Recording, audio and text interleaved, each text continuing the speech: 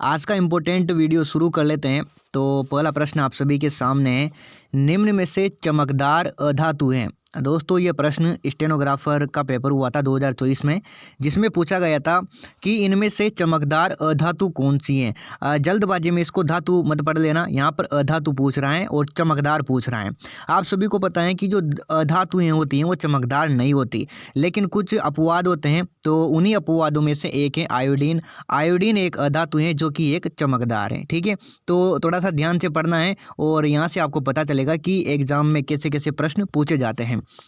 दूसरा प्रश्न देखिए, धातु का गुणधर्म जिसके प्रयोग से घंटियाँ, वाद्यंत्र इनमें ध्वनि उत्पन्न होती है। जैसे हम किसी घंटे को बजाते हैं तो उसमें जो ध्वनि उत्पन्न होती है ना, उस गुण को क्या कहते हैं। और आपको याद रखना है ये धातु का गुण है, अधातुओं का यानी अधातुओं में ये गुण नहीं होता।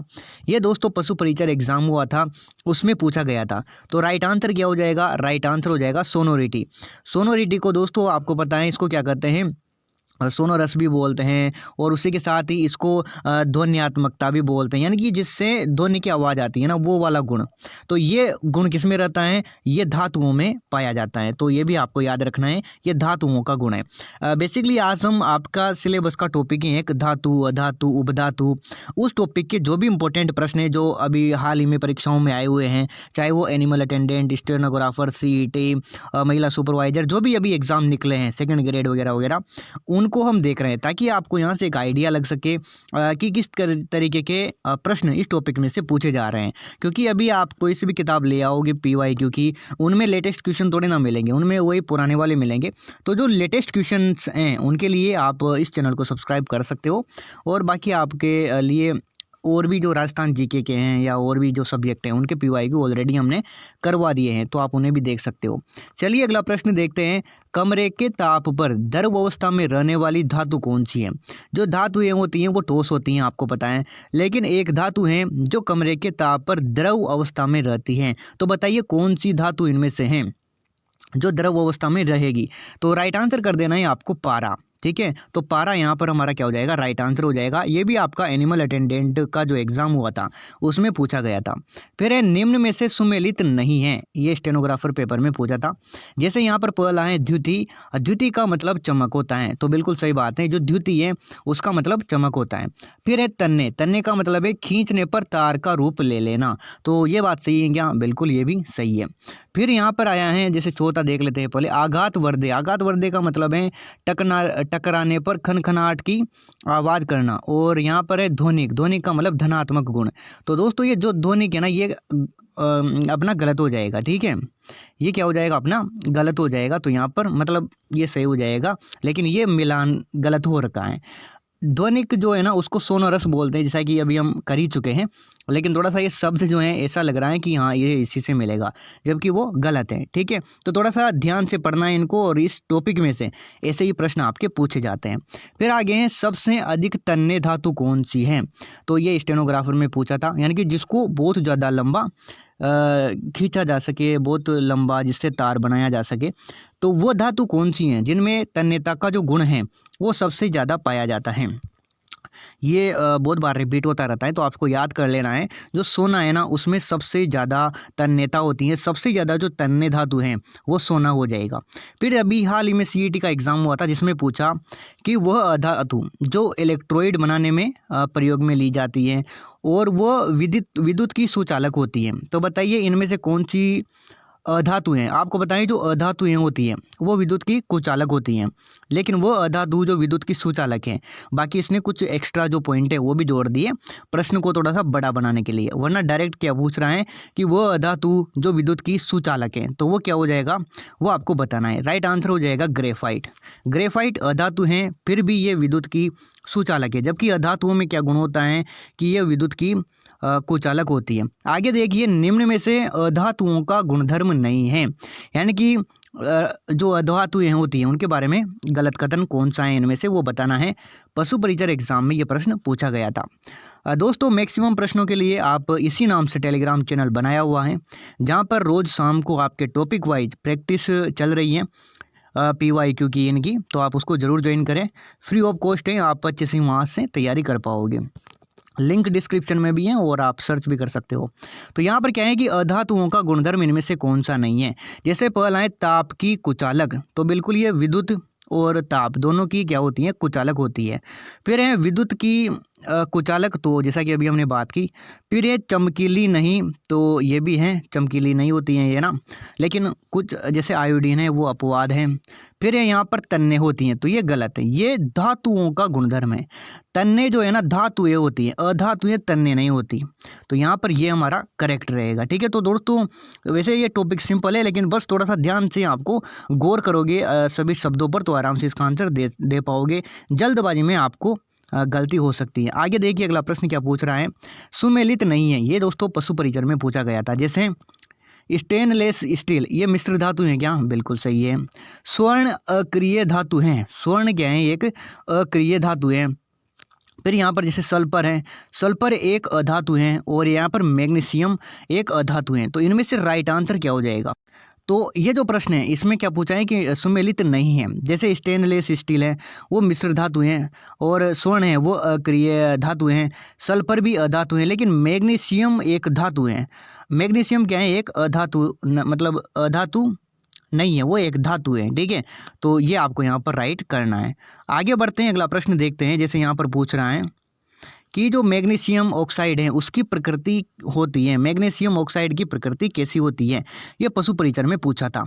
तो अभी हमने देखा जो मैग्नीशियम ऑक्साइड है वो कैसा होता है, वो एक धातु है, और जो धातुएं होती है वो कैसी होती हैं, वो क्षारीय होती हैं। ठीक है, तो यहाँ पर क्षारीय राइट हो जाएगा। तो आपको याद रखना है कि जो भी धातुएं होती हैं वो क्षारीय होती है, और जो अधातुएं होती हैं वो अम्लीय होती है। तो अगर आपको पता है कि मैग्नीशियम अधातु मतलब धातु है, तो फिर वो क्षारीय, आप आराम से इसको टिक कर दोगे। फिर आगे देखते हैं अगला प्रश्न क्या पूछ रहा है कि वह धातु जो हथेली पर पिघल जाती है, मतलब उस धातु को हम जैसे ही हथेली पर रखेंगे तो वो क्या हो जाएगी, वो पिघल जाएगी। तो ऐसी धातु कौन सी है जिसको हाथी पर मतलब हाथ पर रखते ही पिघल जाती है। तो आप ऐसे समझो, पिघलने का मतलब होता है गलना। ठीक है, तो यहाँ पर देखो गैलियम, तो पिघलना मतलब गलना, तो हाथ पर रखते ही वो गल जाएगी। ऐसी कौन सी धातु रहेगी, वो गैलियम रहेगी। तो कन्फ्यूज नहीं होगा आई थिंक अब आपको। गैलियम वो धातु होगी जो हाथ पर रखते ही पिघल जाती है। ये प्रश्न पूछा था आपके पशु परिचर एग्जाम में। दोस्तों इसके लिए हमने आपके लिए बिल्कुल नवीनतम नोट्स बनाए हैं, जिनका आप प्रिंट आउट भी निकाल सकते हो। कई सारे आपको बताएं ऐप पर इन पर प्रिंट आउट का ऑप्शन नहीं देते हैं, लेकिन हमने आपके लिए प्रिंट आउट का ऑप्शन भी दिया है, ताकि आप फिजिकली उनको प्राप्त करके और आसानी से पढ़ सको, रिविजन कर सको मैक्सिमम टाइम।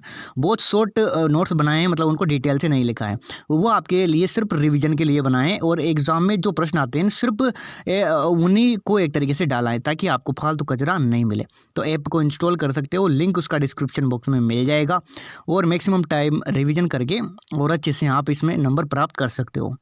तो ले लेना उनको नोट्स को, लिंक उसका डिस्क्रिप्शन में मिल जाएगा। आगे देखते हैं, निम्न में से सत्य कथन नहीं है, ये भी एनिमल अटेंडेंट में पूछा था। सत्य कथन कौन सा नहीं है। जैसे पहला है देखिए, धातु ऑक्साइड क्षारीय होते हैं। जैसा कि अभी हमने बात की, जो धातु ऑक्साइड होते हैं ना वो क्षारीय होते हैं, और अधातुएं अम्लीय होती हैं। तो ये तो सही हो जाएगा। फिर ये धातु ऑक्सीजन से क्रिया करके धातु ऑक्साइड बनाते हैं, ये भी सही है।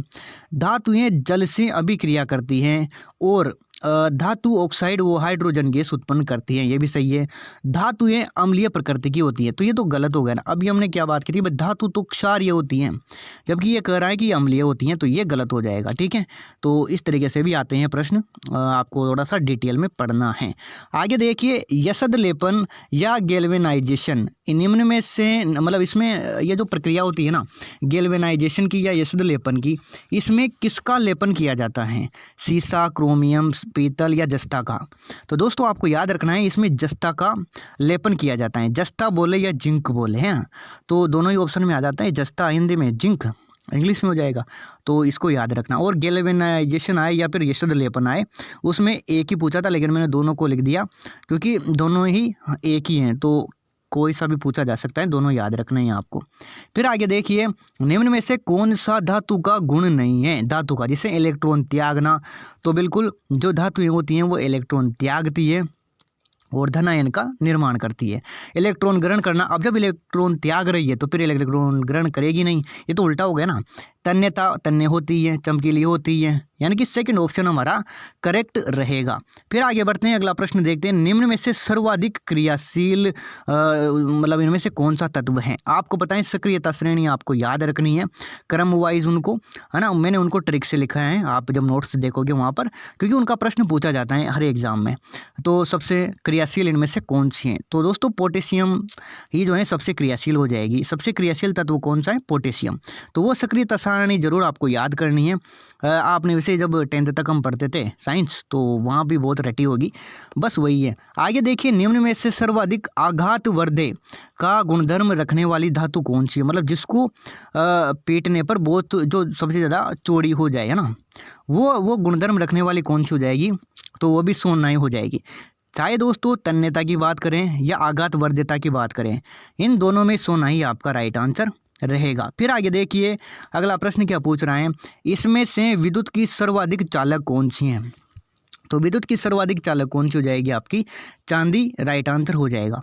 फिर आगे प्रश्न पूछ रहा है कि जो पीतल होती है ना, ये एक मिश्र धातु है, लेकिन ये मिश्र धातु है, इसका मतलब है ये कई सारी धातुओं से मिलकर बनी है। तो बताइए ये कौन कौन सी धातुओं से मिलकर बनी है? तो दोस्तों आप इसको आसानी से ट्रिक से याद कर सकते हो, वैसे आपको याद भी होगा, अगर नहीं है तो देखो यहाँ पर क्या लिख रहा हूँ मैं, इसका नाम क्या है? पीतल। तो दोस्तों पीतल को आप पिताजी पढ़ना, और ता से यहाँ पर तांबा हो जाएगा और जी से जिंक हो जाएगा। तो दो धातुओं से मिलकर बनी होती है, पीतल यानी पिताजी, और पिताजी से हो जाएगा तांबा, और जिंक, जिंक यानी जस्ता। तो ये तांबा और जिंक से मिलकर बनी होती हैं, ठीक है। देखो कई सारों ने आंसर गलत दिया है, 43% ने गलत दिया है, 19 ने, इन्होंने। तो आप यहाँ से ट्रिक से याद कर सकते हो, पीतल किससे बनी हुई है? पिताजी, यानी तांबा और जिंक। बाकी आपको जिससे याद होता हो। अगला देखिए, जो पशु परिचर एग्जाम में पूछा गया था कि फास्फोरस क्या है? फास्फोरस एक है, धातु हैं, धातु हैं, उपधातु हैं, मिश्र धातु हैं, बताइए फास्फोरस क्या है? तो दोस्तों आपको याद रखना है, फास्फोरस एक धातु मतलब अधातु है। क्या है? एक अधातु है। फिर आगे है, किस धातु को चाकू से काटा जा सकता है? तो धातु पोटेशियम मतलब सोडियम पोटेशियम दोनों, या इनमें से कोई नहीं। याद रखना है सोडियम और पोटेशियम दोनों को ही हम चाकू से काट सकते हैं। और आज एक करंट अफेयर का सवाल भी रखा है जो आपके एग्जाम में छपेगा। आपको पता है अभी हाल ही में हमारे राजस्थान के 3 व्यक्तियों को पद्मश्री सम्मान देने की घोषणा की है। तो आपको बताना है जो बतुल बेगम जी हैं, इनको भी पद्मश्री हैं, ये अवार्ड देने की घोषणा की है। लेकिन ये किस मतलब इन्होंने ये किस कार्य में महान है, वो बताना है आपको, या ये इनका संबंध किससे हैं? तो राइट आंसर हो जाएगा मांड गायकी। किससे हैं दोस्तों? मांड गायकी से संबंधित हैं बतुल बेगम जी। तो आज के जो इंपॉर्टेंट प्रश्न हैं वो यहीं पर समाप्त होंगे। आई थिंक आपको वीडियो अच्छा लगा होगा। मैक्सिमम प्रश्नों की प्रैक्टिस के लिए फ्री ऑफ कॉस्ट आपके लिए चैनल बनाया है, उसको जाइए ज्वाइन करिए, लिंक उसका डिस्क्रिप्शन में मिल जाएगा। नोट्स के लिए आप ऐप इंस्टॉल कर सकते हो।